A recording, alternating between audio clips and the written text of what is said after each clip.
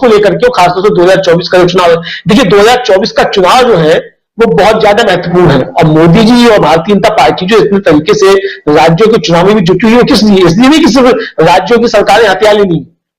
देखिए मोदी जी के दो जो अंतरराष्ट्रीय मित्र हैं, कारस्तानियां सामने आ चुकी है, जी में जायर बोल्सोनारो की और अमेरिका में डोनाल्ड ट्रंप की, कि चुनाव हारने के बाद क्या ट्रंप ने किया और क्या जायर बोल्सोनारो के लोगों ने किया। तो 2024 में अगर कुछ इस तरीके की भारत में सब काल्पनिक चीजें हैं मेरे दिमाग की अपनी वजह जो मैं सोच रहा हूं कि अगर 2024 में कुछ इस तरीके की स्थितियां बनती हैं तो राज्यों में सरकारें भारतीय जनता पार्टी की होना बहुत ज्यादा जरूरी है, ताकि केंद्र के अंदर जो है कुछ चीजें मैनेज किया सके। अगर विपक्ष हमारा इस चीज को नहीं समझ रहा है और राज्यों के चुनाव को लेकर के गंभीर नहीं है और सिर्फ 2024 अगर उसकी नजर में है, तो मुझे लगता है कि ये समझदारी अच्छी नहीं है। जितना 2024 का चुनाव महत्वपूर्ण है, उतने ही महत्वपूर्ण राज्यों के चुनाव है और राज्यों में भी सरकारें बनाए जाना विपक्ष की बहुत ज्यादा जरूरी है। तो अब ये उनका हर मसला है, वो देखिए, लेकिन हम लोगों की चिंताएं जो है वो कुल मिला के ये कि देश किस रास्ते पे जा रहा है और देश की जो छवि है पूरी दुनिया में वो क्या बन रही है। आज जो हम दावा करते हैं कि 70 सालों में हमने बहुत समृद्ध लोकतंत्र बनाया है, सारी दुनिया का सबसे बड़ा लोकतंत्र है, और हम छाती ठोक के कहते हैं कि सबसे पुराना हमारा लोकतंत्र है, सदियों पुरानी यहाँ लोकतंत्र की परंपरा है। अब वो लोकतंत्र सदियों पुराना है कि नहीं है और लोकतंत्र की परिकल्पना सदियों पहले थी कि नहीं थी, वो अलग का मसला है, लेकिन छाती ठोक के हम यही कहते हैं। तो वो हमारी छवि जो है क्या दुनिया में धूमिल हो रही है कि नहीं हो रही है? मुझे लगता है कि जो इस समय चीजें हो रही हैं खासतौर से सत्ता पक्ष की तरफ से, वो सारी दुनिया में हमारी उस अच्छी डेमोक्रेसी की, दुनिया के सबसे बड़े स्वस्थ और मजबूत डेमोक्रेसी की जो छवि है उसको तार तार करने वाली है। मुझे ऐसा लगता है, बाकी अभी सत्ता पक्ष को तय करना क्या नहीं करना है। बहरहाल सी का जो मसला है, मुझे लगता है ए और बी से ज्यादा महत्वपूर्ण मसला जो है वो सी का ही है, और मैं भी अपनी चिंताएं आप लोगों के साथ साझा करता हूं। जी राजीव जी जी प्रोफेसर रविकांत जी, क्या सी का जो मसला यानी चुनाव का जो मसला है, इसी के इर्द गिर्द हम देख रहे हैं खासकर सत्ता पक्ष को, और उसकी रणनीतियां जो हैं उसी हिसाब से चलती हुई दिखाई दे रही हैं? अगर ऐसा है तो क्या सियासी हवा बदल रही है?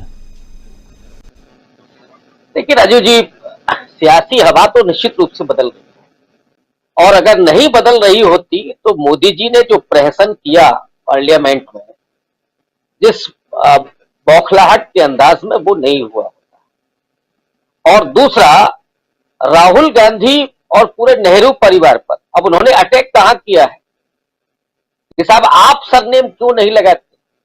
पूरा हिंदुस्तान जो संस्कृति से जुड़ा हुआ है वो जानता है कि सरनेम किसका लगता है, इसको कहने की जरूरत नहीं है। लेकिन ये बौखलाहट बता रही है, और वही बार बार नेहरू परिवार पर लांछन लगाने की जो कोशिश होती है, उसके जरिए मोदी जी अपने दाग को धोना चाहते हैं। ये तो संभव नहीं है। और अडानी के मसले पर जो हमला है वो निश्चित रूप से उसी रणनीति का हिस्सा है। मैं थोड़ा सा शकील साहब से डिफर करता हूं कि अंबानी साहब और ये जो मसला है उससे चुनाव का संबंध नहीं, निश्चित रूप से चुनाव का संबंध है। राजीव गांधी बोफोर्स के मसले पर उनकी जो छवि बनी, और हालांकि उसके बाद ये सब कुछ तय हो गया कि राहुल गांधी और राजीव गांधी उसमें शामिल नहीं थे। 2G और 3G कौन कौन से घोटाले के जरिए जो उजागर किए जा रहे थे उस समय, और प्रेस कॉन्फ्रेंस के जरिए जो बदनाम किया जा रहा था यूपीए 2 को, उसके बाद क्या हश्र हुआ। तो करप्शन जो इस समय है वो बहुत संस्थागत है, और उस करप्शन का जो प्रभाव है कि उसमें देश का 1 अरबपति दिन दूनी रात चौगनी तरक्की करता है, और होता क्या है कि असमानता की जो खाई है वो निरंतर चौड़ी होती जा रही है। इस देश में गरीबी बढ़ रही है, महंगाई बढ़ रही है, लेकिन मोदी जी को इससे कोई फर्क नहीं पड़ता। अडानी साहब को बचाने के लिए मोदी जी क्या क्या कर रहे हैं और कैसे वो बढ़ाए, इसको एक्सपोज कांग्रेस पार्टी करना चाहती है। जो अभी हमारे पूर्व वक्ता ने कहा कि इसको कोई विपक्ष का और दूसरा दल इस मुद्दे को बड़े पैमाने पर नहीं उठा रहा है, तो वो स्ट्रेटजी 2024 के लिए है। हाँ, ये बात जरूर है, शकील साहब ने जिस तरफ इशारा किया कि प्रदेश के जो चुनाव है उसमें इसका कितना फायदा होगा, इसका फायदा नहीं दिख रहा।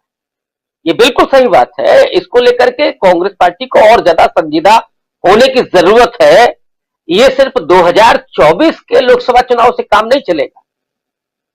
तो हर पल जिस तरह से मोदी जी चुनाव की रणनीति बनाते हैं, उसी तरह से हमेशा विपक्ष की जिम्मेदारी ये है, और विपक्ष के साथ साथ मीडिया संस्थान है और भी जो पूरा बौद्धिक वर्ग है, उसकी जिम्मेदारी है कि देश में जिस तरह के हालात हैं वो उसको रूबरू कराए, उनको खोले सामने।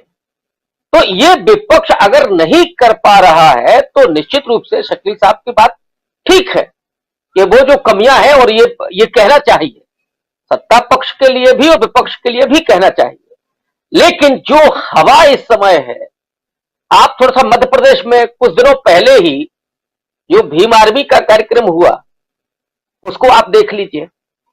उत्तर प्रदेश में रामचरितमानस पर जो घमासान चल रहा है उसको आप देख लीजिए। वो ऑब्वियस है कि मोदी जी को फायदा देने वाला एजेंडा हो सकता है, वो रामचरितमानस को लेकर के आ रहे हैं।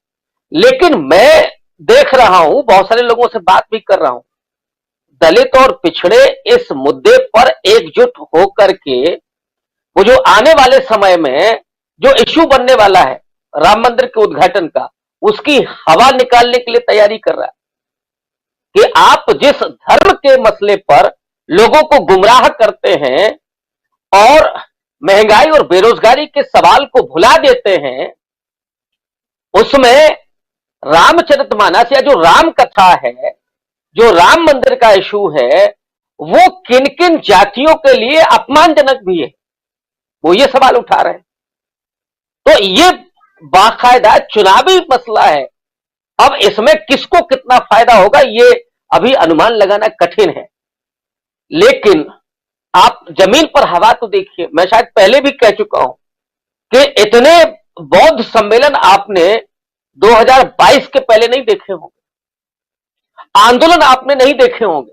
लोग मर भी रहे हैं, एफआईआर हो रही है, जेल जा रहे हैं, लेकिन फिर भी लोग सड़क पर आने के लिए तैयार हैं, वो पीछे नहीं जा रहे हैं।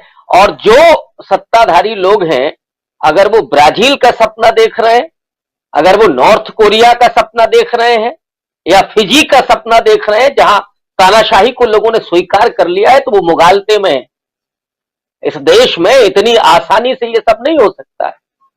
और खास करके जो इसका वैविध्य है, भारत की सबसे बड़ी खूबी यही है कि आप एक समाज को अगर अपने तरफ जोड़ सकते हैं तो दूसरा समाज उसके उलट खड़ा होगा। आप नॉर्थ इंडिया में बात करेंगे तो साउथ इंडिया, आप हिंदी को कैसे लागू करेंगे, सीधे तौर पर खारिज किया जा रहा है।